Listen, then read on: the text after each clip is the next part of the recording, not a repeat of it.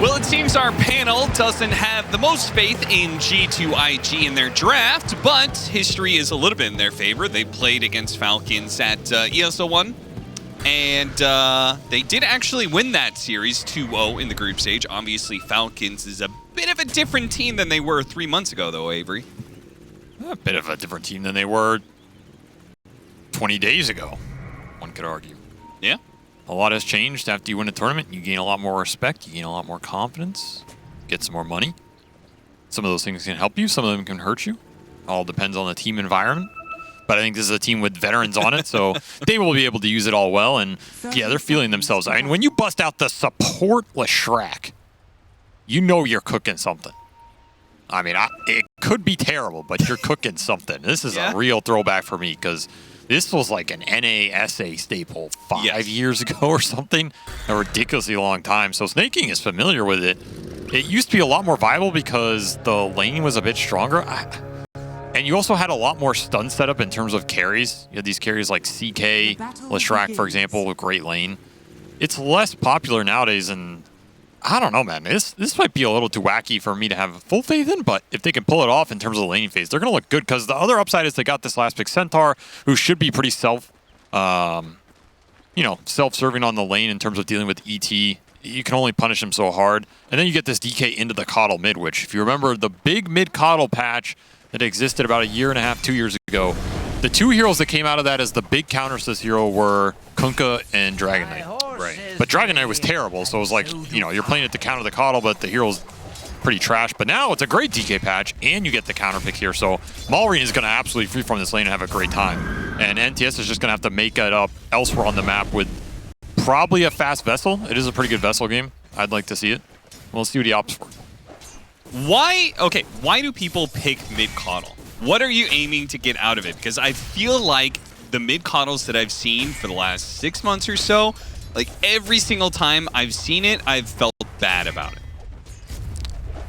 The hero doesn't have a bad mid matchup in theory, right? He will always get what he gets. Sure. It's just a question of how much the other hero gets. But then he can always do something with that, and he can enable other heroes on the two side lanes. You can do that pretty fast. So if you're confident in your scale between the two other cores, the pick doesn't have a lot of downsides. But I think that's not as easy to get as it sounds. Yeah, I feel like every single game that I watch the mid-Coddle, I'm like, well, they're on a timer, and he's going to do good in lane. He might dumpster his lane even, but he's going to make a couple rotations, and if one of those rotations fails, then like the game starts going sideways, and you typically, I feel like typically your lineup lacks in scale if you have a mid-Coddle. I think you don't want to be in a position where you feel like you have to tempo the game out with this hero mid. You want to be in a position where you're okay stalling or you're going late or contesting Roshans because your other two cores are going to be mega beefy and strong. Then I think that hero feels the most comfortable. There are certain mids he dumpsters too. If he is versus a melee mid that he can abuse, then the hero can just get out of control really fast. But he has been slowed down, and the hero has item weaknesses. Lotus Orb decimates this hero. BKB, he has no interaction against. Glimmer Cape, pretty bad for the hero as well. So you kind of have to play around these strong utility items, and a lot of those items have traditionally been pretty good for the last few years. So it is a very volatile hero, but a hero that can pop off given the right circumstance. This, however, is looking like another pretty casual triple lane win for Falcons. Something I feel like we're used to seeing at this point. Yeah, it does kind of seem to be their MO. Never good. Well, a bright side, though, for G2.iG is the fact that they're going to be running Boboka is run down. That's going to be first blood for Snaking. Already off to a great start there. Looks like he's going to be playing that support Leshrac a little bit like a gyrocopter. He just has Diabolic Edict and finds the enemy support in the jungle all alone. I mean, that's just a bad death. Yeah. You're dying versus a Lesh who he has move speed advantage on you, but you just should not be in the open in a one-on-one versus Edict. Lesh is not that strong on the 2v2 on the creep wave. I mean, maybe Boca wants to give solo XP to the Timber, but the other point I want to argue with this draft is I think people just forget about things in the meta, but I think this was a game that IG could have put the Timber top and tri-laned. Tri-laning? Yeah, I know. Oh, 2024? What a crazy concept with the boomer talking about tri-laning. It was not 2016 anymore, but like, you look at how the lanes get set up here for G2.iG, and I think it's just a triple lane loss. Or at least, you know, maybe the Timber's going to do okay over the long run, but you're not kicking Centaur off the lane. No. And I think this Gyro is going to free farm, and you can stack for him with the Rubik on the other side if you want to take some pressure off the Arc Warden. So where does the pressure exist? Whereas if you put this Timber versus the Centaur, I think it's a fine 1v1, as long as you maybe help him the first wave and then change. And then you get this tri-lane with an Arc Warden, where if the Gyro wants to flak it into you, I think you're okay playing that under the tower. And less Rubik in a tri-lane sounds absolutely abysmal to me. Like, I don't know what you're doing with less Rubik in a 3-on-3, right? Sure. These heroes need XP. They're not great at skirmishing together on the side in a 2-on-2 situation. I think it's a concept that could have been interesting here. But as you said, I mean, teams just don't do this. It's just the default. Super interesting. Snaking putting another Diabolic Edict to use there and sieging the tower. Nothing to say. Meanwhile, in this terrible lane matchup, is forced to do some weird stuff. That weird stuff is going to get him killed. Yeah, this is a disaster. This is an absolute disaster for a mid-coddle pick. This is not a hero you want to be dying on early. It sets you back a lot. And this is going to give Maureen an extra boost as well. You're giving XP to the Rubik. And of course, Amar he's the independent hero in this laning phase. They got this last pick Centaur. They know the ET's not going to be able to kick him off the lane. You just don't threaten him enough. So he can sit up here. And Crit can stack. He can gank the mid on the coddle. He can go bottom if he really needs to. At some point, I think Skeeter will abandon this lane, but so far he's been doing fine in terms of regen. Boca got the early death, and I guess the Edict is maybe too threatening for the dive as well. Something JT's gonna have to think about as his catapult comes out, but you're not forcing Gyro anywhere here. Too early to do it. I mean, we talked about the Diabolic Edict yesterday and how it got buffed up. It's an extra, I think, 120 total damage at level 4. It's good. I don't know what that means at level 1 and level 2, but obviously snaking feels like it is significant enough to base your whole hero around it. There was also something that I remember Insania was talking about, how position 5s nowadays, you need to be able to farm. You need to actually be able to hit some creeps and scale to some capacity. And Leshrac is certainly a hero that can do that for you, as they're going to be able to run down Boboka. He's having a great early game. I mean, you can't really ask for much more. He took the flex pick, gave him the last pick, so traditionally in those situations, you just want that lane to draw. And I mean, they won it. And now he's just cruising around the map, crushing towers with an Edict. This is mega value for them. He's just going to build some utility, mech, Greaves, pipe, whatever he wants to build, and then you don't need this Lesh to have crazy spell impact on the fights. His impact is already kind of done. I think this is still the case. When you take the off-lane tower first, it's the highest win percentage of all the tier 1 towers to be taken first. I feel like that says more about the states of games that let you do that. Yeah. Than that tower actually being that valuable. I mean, you're already chasing him behind the gate. I mean, in this situation, taking that tower is going to allow them to be able to take the Wisdom Rune away from G2.iG. But the fight, see if it actually goes against them. Maybe it wasn't worth the Wisdom Rune if their mid laner and their support both die here. Boboka is going to stay one step ahead of Maureen, and yeah, they'll clean up both those kills. So in the end, not the worst for G2.iG. Yeah, I think that was worth more than the rune, to be honest. They got a huge DK kill. He TP'd, so he's going to have to walk out from base. You got the earn charges for the coddle. That did a lot for NTS here.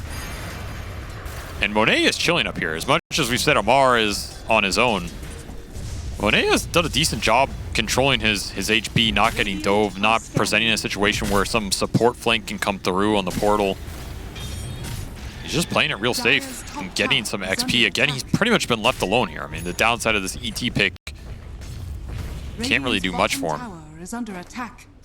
So desperately wants to be able to get his level 6 before he's kicked out of lane entirely. We'll see whether or not Falcons allow that or not as they bring Snaking up here. So a full tri-lane dive potentially on the cards here. Good defensive ward by Boboka, ready to set up for that situation. Veil flying out for ATF, by the way. This is a good pressure point for Falcons. They're going to try and use it. Skeeter coming in from behind with the ultimate being dropped. Double hits onto Monet. Beautiful positioning. Just that by itself was enough to bring Monet down to a third of his HP. quickly clean up that kill. Nothing to say, though. But again, G2.iG seemed to have a pretty good read that there was aggression coming. They just didn't see Skeeter, but they are going to defend this tower and maybe still get a good fight out of it. As a blast start coming in. Amar down to half health, snaking very low. He's going to get popped right away. Baboka, similar situation here. Stampede's up. Amar doesn't need to use to get that kill. Now he pops it, helps Skeeter run down, nothing to say. And despite having an idea, an inkling of what was going on, G2.iG still gets smashed by Falcons in this top lane. And they did not bring the Timber Saw. This is not a fight they're going to win in the long run if the Timber's not willing to rotate. So NTS overextends a bit. The team's not willing to bring everybody to this tower defense, and it cost the Coddle another early game death here. We saw the damage output. It's not insignificant, especially with this ET Spirit going through. He doesn't have aura points, but you get stomped into a Coddle Blast. It's going to hurt. This is another early tier 1. You have Dragon Knight, you have Leshrac. Deny? Got him. A little bit of money there. Skill check from X-Nova. Still, though, no towers taken on the side of Falcons. All their tier 1s are up. Skeeter's still back to farm in this lane. G2.iG gotta wonder when they're gonna be making a successful move with this Coddle. All right, I'll give you a hot tip. You ready for a hot tip? Okay. If you want to know what item the Falcon supports are going to build the most in any patch, just look at the last 20 games AUI has played. Yeah, that sounds about right. And you'll know.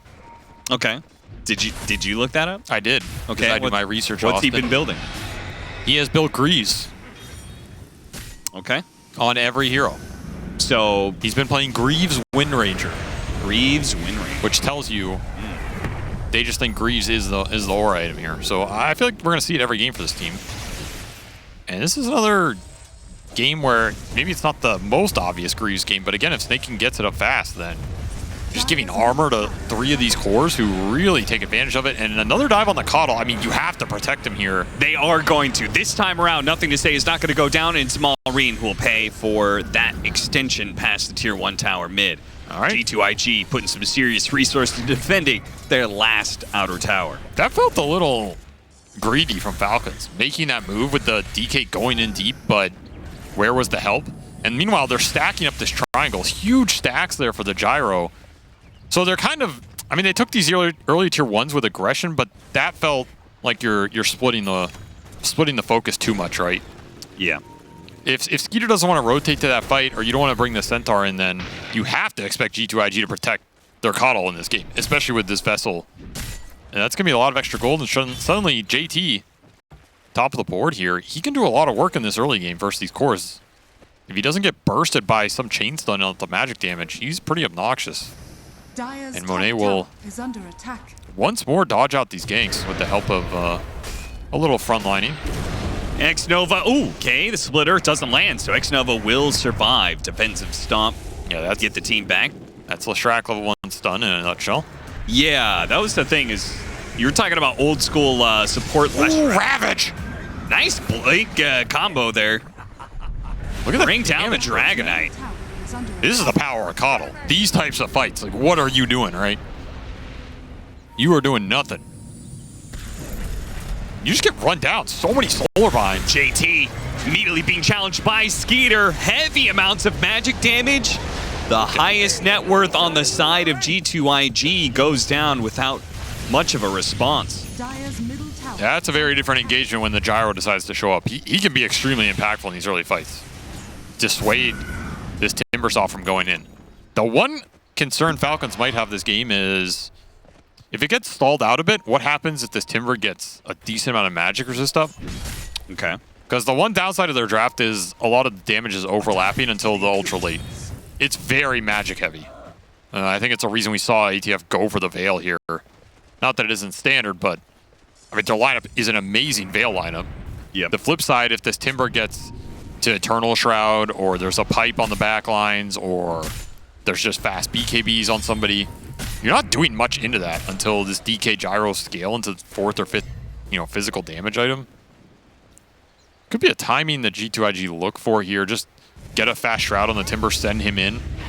He becomes near invincible. It's pretty interesting. JT opting Soul Ring Kaya, farming up Ancients. He seems to have a little bit of a slower idea. He is still going the Shroud, but yeah, he's opting for the aggressive path to get there, which I think is still fine. I mean, with the start he's had, you got to remember, he got left alone this game. Yeah. And he is very rich as a result. But that gyro cleared through some stacks. And he is going Ags crit here. Falcon Blade for the early game on top of it. Skeeter in Skeeter land. We saw this in the grand finals of that last tournament. His gyro undefeated. Something about this hero speaks to him. It could be the old man. Mars got his Blink Dagger ready to go, so even more team fight advantage to Falcons. Who's the oldest player in Dota now? Ding. Is it still Solo? Probably. It's almost Seb, dude. Yeah, that guy better watch out, man. Creeps up on you. Dire's middle tower is It's not like he's magically going to get older than the other players that are playing right now. The way he tweets. Blink Dagger done for ATF, so aggression on the table now for Falcons. They're going to make a move with it. He's just going to TP. Probably to the smoke. And they're going to back Mallory up. I mean, these are two fast blinks, right? This could have been the Midas DK. We haven't seen a lot of Midas. It could have just been some more farming on him, but they want to take the aggression of G2.iG here, try and punish the Coddle on his own turf. Try and make sure the Arc Warden doesn't get much room to breathe, and that starts with picking off whatever heroes are in this mid area. In this case, it's the Lion. Now looking around for more. And they'll finally get that tier 1 down. So that's the third tier 1 down by 50 minutes here. Generally a pretty good sign versus heroes like Arc Warden who want to use the map. Even Skeeter getting aggressive. Skeeter taking the opportunity to take that triangle, see if there's any stacks or anything. What other support's going to give you 1.2k building damage by 15 minutes? Jakiro. What other support is going to give you that kind of building damage? There is one more, actually. I thought. Chen? Okay, yeah. But what other? Enchantress? Nah, Enchantress doesn't do that much building damage. Hey, if you get the skeletons. That's true, if you have the rally going. Yeah. I was thinking Pugna. Ah, Pugna. Yeah, support Pugna, you just start getting them blasts in there. Ooh, too slow, says Omar. As he taunts his way out. That's a rough one, because it's the first move that G2.iG have tried to make it a bit. And these blink cancels should be almost guaranteed. It's actually one of the strengths of ET, is you can start these ganks by just throwing the spirit out, and you can't blink out.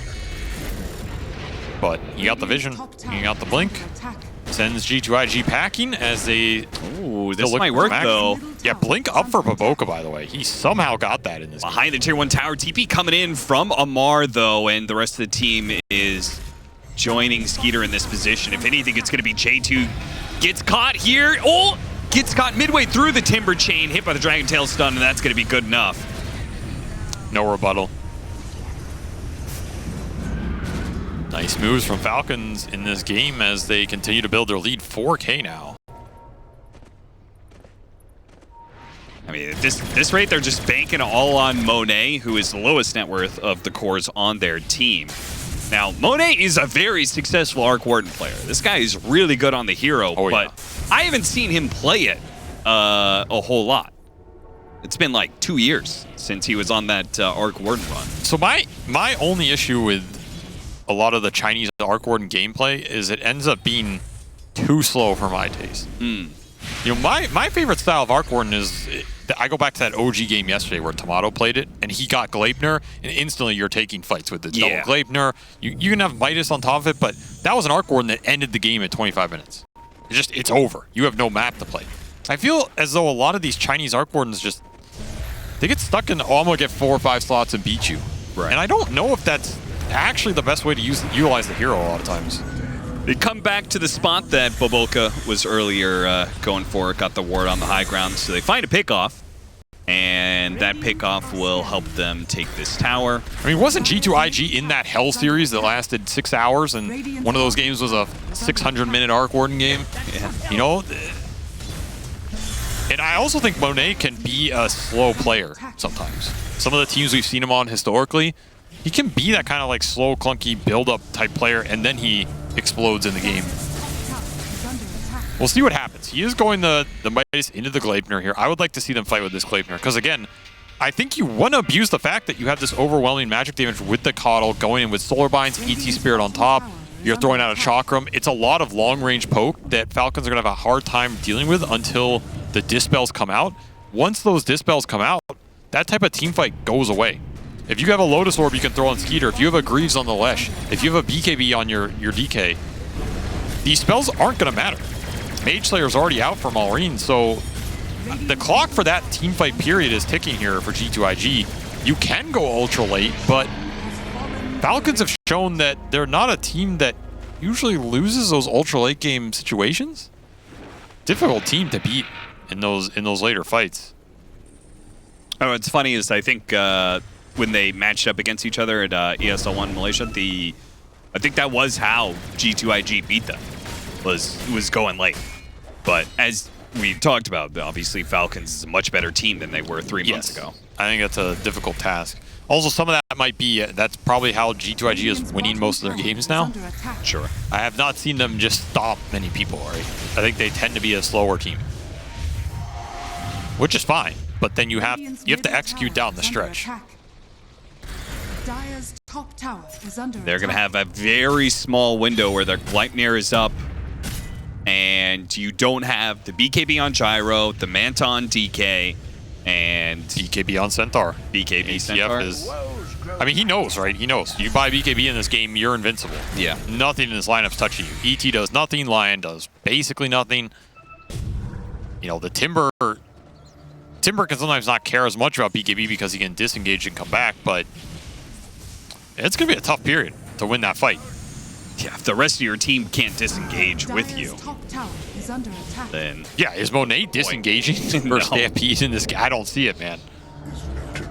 That's where that last big Centaur is really going to screw them over, is Monet just getting run at by BKB heroes and not able to do anything about it. So we'll see if Falcons can take advantage of this period. I think this is going to be the tough period, which is kind of sad for Monet here, is he does finish up that Gleipnir. You have the Dagon on the Coddle.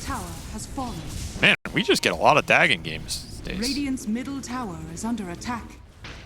Again, you're investing more into the spell damage here from G2iG. Boca better be hitting some Blink Ravages, man. I don't know how they're going to get that magic damage burst to work unless Boca just makes the best initiations of every team fight. Radiant's bottom tower is under attack. He's going to have to do his best Kaka impression here. Yeah. Just jump in suicide style. Burst a target, trade your Lion for a core. Okay, then you can take a fight.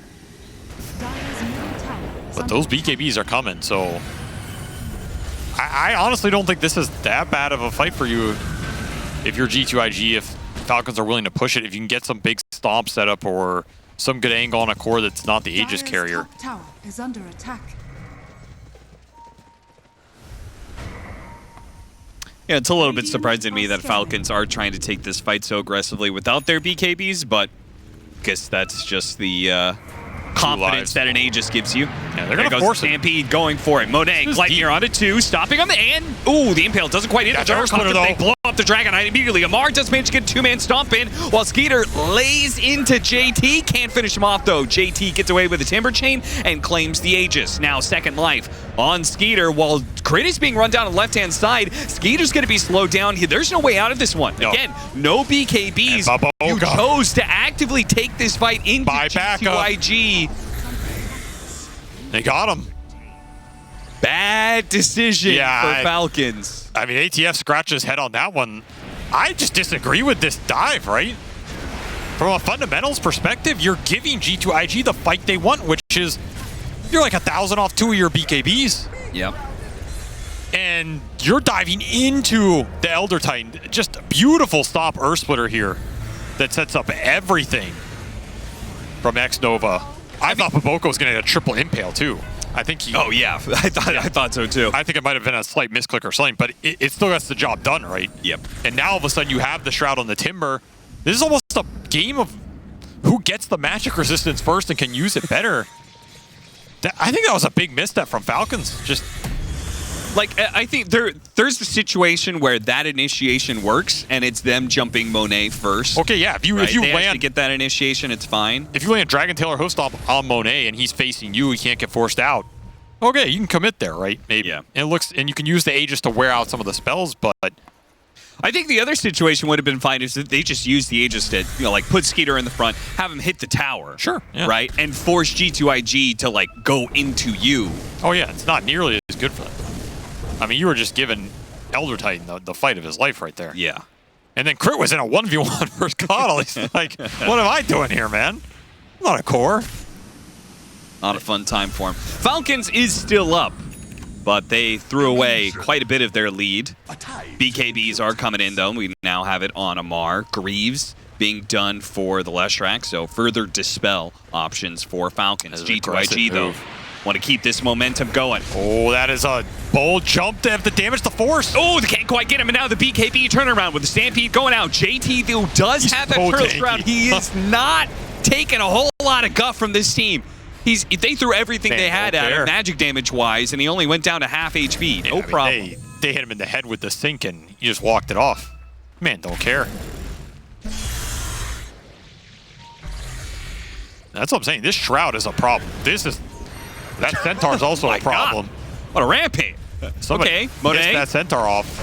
The Dragonite does not have the Manta, nor the BKB. The Dagon claims a life of snaking. Yeah, he's upgrading that, by the way. That is a Dagon 4. Mike, where the hell did he get Dagon 4 from? It's like a blink of the eye. He went from 1 to 4, and now he's flying out the 5th. That's what one bad fight does to you. He's so farmed. Out of a mediocre early game for NTS, he somehow just produced a Dagon 5. He has some extra spell amp off the neutral item, and I mean, he's cooking. He's got them cat ears cooking, man.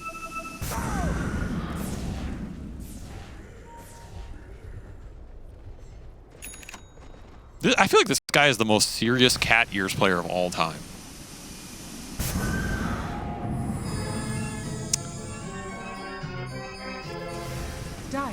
I don't know enough about cat ear players to discredit that. I thought that was your specialty. No. Not my thing. What were you watching on your phone earlier?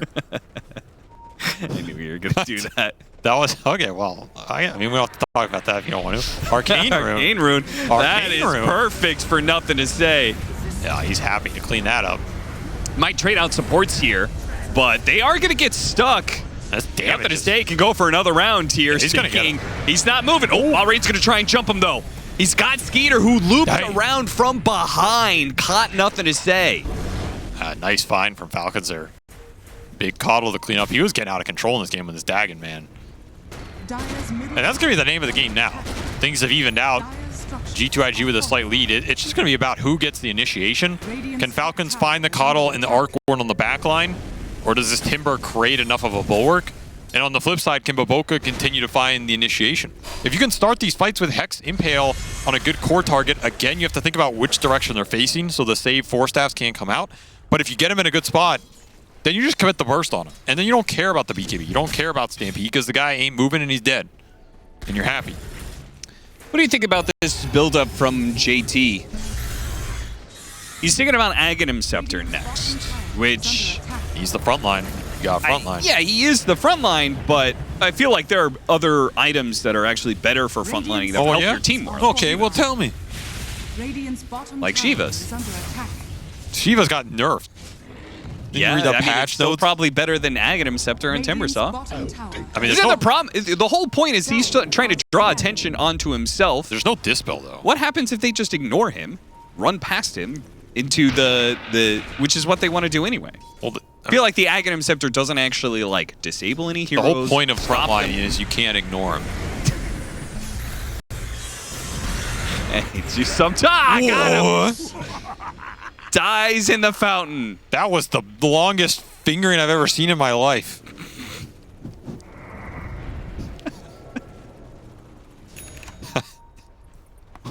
What? You've seen longer? Oh, you won't believe what I've seen. Yeah, I actually would believe that. You were watching it earlier on. This is the cast that we get fired on, for sure. This is the cast you get fired on. No, I'm throwing you under. I'm telling him it was your idea. Are scanning. He told me to say these things. I have a decade of being a professional Let's cast. see a replay of this long-range fingering. Ooh! Can't escape death. It actually played. It actually sent the finger animation across the map. Yes, that was actually interesting. Huh, all right. I thought that was why you said it the way you said it in the first Yeah, place. but sometimes it doesn't actually play the Radiant's bottom the tower animation, is you know. under attack. Well, the Arc Warden is, I don't know, when did this tier 2 bottom lane even die?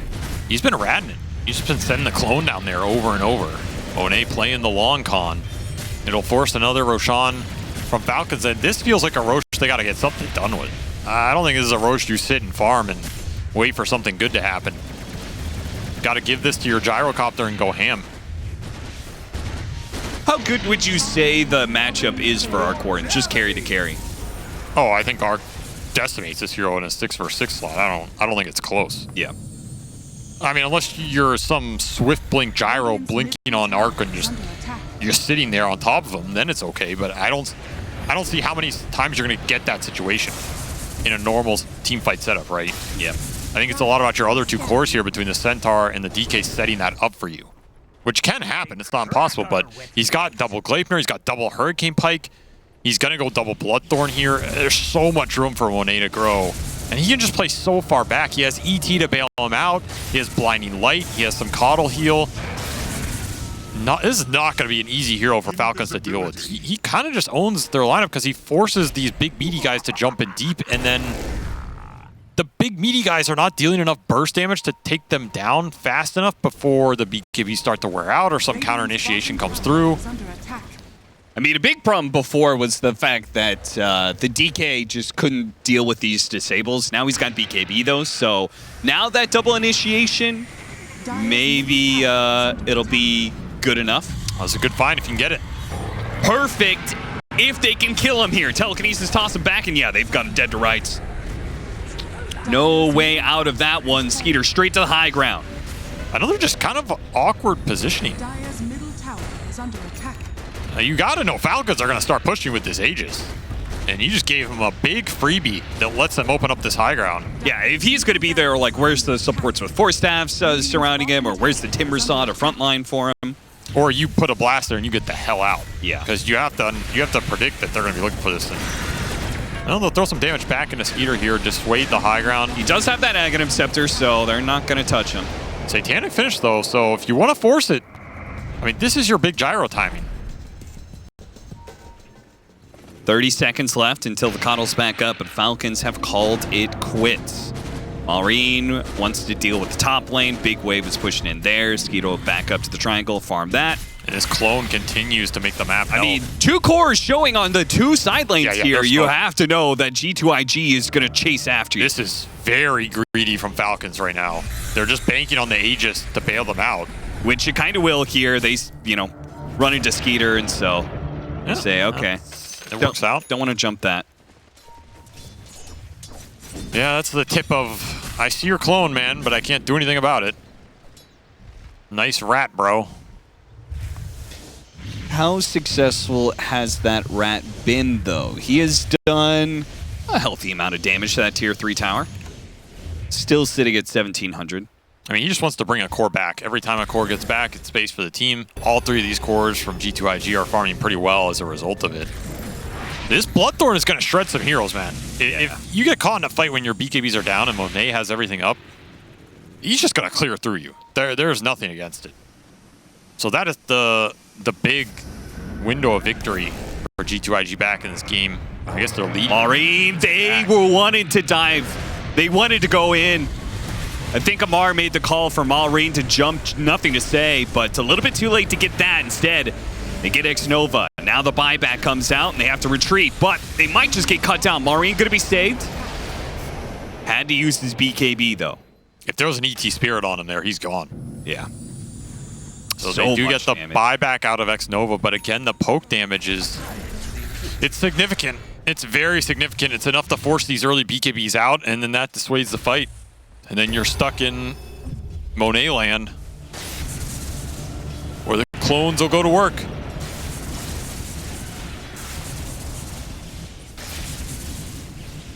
I feel like this is where Monet thrives. Just hit his level 20 talent, so magnetic field is like constantly up, which is a huge problem for Gyrocopter, not just on that hero, but any other hero with the flat cannon shots and stuff. He can actually like defend his backline. I wonder if you get the shard at some point too. I still think people underrate this. I'm not saying you should buy it on carry Arcward, but it gives a decent amount of survivability. In a game like this, extra magic resist on a jump target. Sure. Now you jump that ET on the Dragon Knight, you bubble him, he gets 40% magic resist. That's not insignificant for 1,400 gold. Or even if you just get it for free at some point off the Tormentor because your team buys all the other ones. Could be interesting this game. Because they don't really have a pipe buy or anything. And again, I think any way you can up the magic resistance here is going to be nice. You're playing against the Shiva Centaur, the Rubik Lesh. These three heroes are not really dealing anything in the fight outside of just throwing nukes on you. Bloodthorn's done. Yeah, this is another step scary, to the build-up of the Arc Warden. This is scary stuff. At the same time, you know, scary. ATF has to take a bit to think about it. He's shook. Bloodthorn Man needs to glasses, man. Take a moment to compose himself.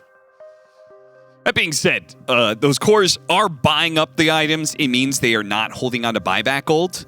Is there lens flare on this game? God damn. Yeah. DreamLeague, directed by J.J. Abrams. If Falcons just get one good jump and kill one of these two backline cores they're looking for, either the Arc Warden or the Keeper of the Light, there's also this Elder Titan who does not have buyback due to just having to blow it. But instead, it's G2.iG who get the initiation and blow up Skeeter. Yeah, you're gone. No problem. Absolutely gone. If Baboka finds you and the team's there, you need a 4-staff or you're done. Timber Chain for Timber Chain. Crit trying to get out. JT is not going to keep chasing. Oh, maybe they will. Maybe it was because of the call. Wisdom Moon was just spawning. Crit got it. Got away. But great for G2.iG. I mean, I was concerned about them potentially having some sort of fight where they don't have that luxury of a second life for their cores, but just a pick off like that and then the farm they're going to be able to get afterwards probably puts them back into a safer bit. Radiant's top tower is I think they're in control of this game now. Honestly, that's how it feels. Yeah, it does. Next Roshan, you have to think if they're in a position where they can defensively protect that objective against Falcons, and Falcons have to go into them, that's a nightmare situation. And we're not even there yet. They're just going high ground based off the clone. 15 seconds still for Skeeter. Again, I go to the 1 4-staff on crit is your only bailout mechanism. It's this Rubik blinking in, forcing you out, because you have a Greaves gem on Snake King. He can't do anything once that Impale Earth Splitter comes through on a big core target. It has to be the Rubik 4-staff. I mean, is this a game you buy Shard on Rubik too? You just need some ability to reset the line jump, and the team fight becomes a lot easier. He already has the Shard. Yeah, so yeah. I guess you have 2, but it's all on that hero. If the Rubik dies or the Rubik's not there, those jumps became way more reliable. Too much burst damage. That's the predicament that Falcons is currently running into. And Skeeter, I mean, is going to complete his data list, but it still won't deal with the fact that if he gets found in the wrong situation, he gets 100-0'd. And a longer fight may not be any better for him because he's matched up against an Arc Warden. This is the downside of Leshrac support, right? I think we're starting to feel it. This game is just becoming a 4-on-5 in some ways. Because the hero doesn't have spells. None of Snake King's spells do anything in the 5-on-5. His whole kit of going in and doing damage doesn't really apply if you're a support hero that dies instantly. Who gives a damn? Nobody has ever screamed, "Oh, the 5 Lush is killing me, guys!" Baboka Baboka was screaming that at minute 1. Yeah, he got edicted on the side, literally level 1. And since then... maybe they'll be screaming, I got hit by the 3rd split Earth Stun because he has the Ag Shard. Yeah, okay. I mean, you know, if your takeaway from a 40-minute fight is I couldn't do anything because the split Earth chain stunned me, then you got bigger problems on your team. Tell you that much. Well, that pick up a 3rd shield Roshan is coming up soon. It could be up right now. That's a big rune for this fight. An Octarine done for ATF. Both teams playing this corner of the map. Crit is going to be late to this engagement. The initiation almost caught, and it is not quite enough. They're not going to be able to bring down Amar. JT, meanwhile, with his Aghanim Scepter, taking up any kind of damage, no problem. They got the back BKBs. away from these BKBs that have gone out from Falcons. This is a great position for G2.iG, even if they didn't get that kill on Amar. That was a very fast blink by JT. Just reset that entire go. Yeah. And the clone will force these barracks to a point where they have to respond, and that's going to create space for this Roshan threat. Again, I think this is the hardest fight of the game for Falcons. Going into a defensive position where G2.iG can set up around a dire Roshan pit with buyback threat on the outpost as well. Just a nightmare to push into the Arc Ward here. You're never going to find Monet. I don't know how you find him at this point. That building damage is pretty funny. It's basically Timbersaw took 1 tower, is that what it was? And then every other tower, every other bit of building damage has been Monet. He's been cloning it up for sure. Octarine done, so he's going to buy out. Says, I do not need buyback. The Roshan's going to go to Radiant side anyway, so the buyback isn't as useful. This does have bots, but it's not always reliable. I mean, he is just a beast right now. What do you do against this? It's time to spray and pray your Skeeter. Did get plus 50 damage off the Ancient Guardians. I do have to wonder if he's thinking about that Swift Blank or something, you know? Like, if Amar hits a stomp, you got to get in there and get in there fast and start doing the damage. That's what I think. I think you need it at some point in this game. The Gyro just can't play these matchups. Like you said, you're going to go stun this Arc Warden. You're going to scream on your comms, I got him, guys, I got him. And then you're going to watch your Gyro walk at like 350 MS, 1,000 units to try and hit him. It's just too slow. And maybe he has to preemptively pop BKB while he's doing it, because Stampede to try and BKB on the get the stun onto Baboka. That is an important kill, because that is what very often has been leading to these pickoffs on Skeeter. Now they're going to go back, deal with the Monet clone. Oh, that's JT right in the middle of all these heroes with the splitter going off. He's going to try and chase down some of these, but Amar has his BKB. He's going to be good. Skeeter leading his damage back in his Gyrocopter. Who the hell cares? Snaking still stuck up on the high ground. Nothing to say. Gets away from Malrine. JT once again just trying to draw attention onto himself, giving room for Monet and Nothing to Say. Down on low ground here to keep playing. Catch him midway through the Timberjane, toss him back down, but again, only down to half HP. They are running out of gas on the side of Falcons, and now the return fire from Nothing to Say, and Monet will bring down Amar. Up on the Gyro, you ain't going anywhere. Away. They're all going to fall one by one at this rate. Snaking still stuck on the high ground, will die on that high ground. Mercy. They could have left him up there. They will show some mercy at the end of that fight, as JT is just way too tanky, man. So much damage going into this stupid Timber the whole fight. I mean, Skeeter did 6,500 damage that fight and basically killed nobody. That is a feels bad right there. And once more, X-Nova is just putting the Stellar Titan to great use. That is a massive Earth Splitter. Slows down the engagement. You get the BKBs out. You kite it out. I mean, I was looking at this moment. Nothing to Say. He should have been dead. What was it? Skater's focusing on the Timbersaw while Nothing to Say. His position was so insane that I don't even think Falcons realized how insane it was. Stolen Chakram was also doing some work in this fight. Yeah, a little bit. Again, the Coddle Blast give you some extra heal. These magnetic fields, you can't hit into them. JT is just regenning the whole time. He's got Shivas, he's got Ags. He is impossible to go on. But of course, you're not going to see many other targets, and that is a big team fight to win for G2.iG as they claim Aegis for Monet. So now, this game is firmly in their grasp. BKB will be the last item of his choice here, as he basically completely kits out here. And they're going to go high ground. X-Nova is holding on to the Refresher Shard, so we might see Can he even double cast Earth Splitter? No, he doesn't have the There's mana. no way, right? But a man can, well, I mean, technically he can double Earth Splitter. Yeah, if he hits one stomp and then I guess Splitter, not too bad. Magic Wand Earth Splitter. Double Earth Splitter is nasty. It is nasty. Basically one-shot somebody. Yeah, Maybe theoretically, multiple you can 100-0 somebody. If they have no bonus resistances of any kind and you're on top of them, and you double Earth Splitter them, and you're good enough to cast it within the exact frame where they don't get the regen tick, which is impossible because it has a cast time.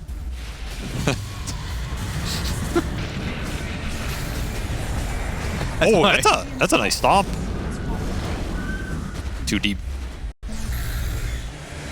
Don't really need to do much with it.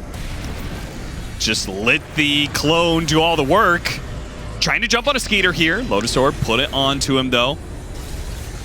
It's so easy for G2.iG to just to be able to reset here. It seems like Amar and Malrine can't really get around the Timber Saw. You gotta be careful these stomps. If it lands on 2 or 3, you could easily come in with the Lion Impale, just burst a target. Skeeter, look at half the poke, health man. already. He can't even say he asked for BKB. God damn. And Amar's already made his jump in, but Skeeter's out of the fight. Be able to split Earth though. So now Amar is maybe going to be in some trouble. Had to pop his own BKB, so double BKBs on cooldown. Snow Globe. Radiant's top barracks. Can do nothing.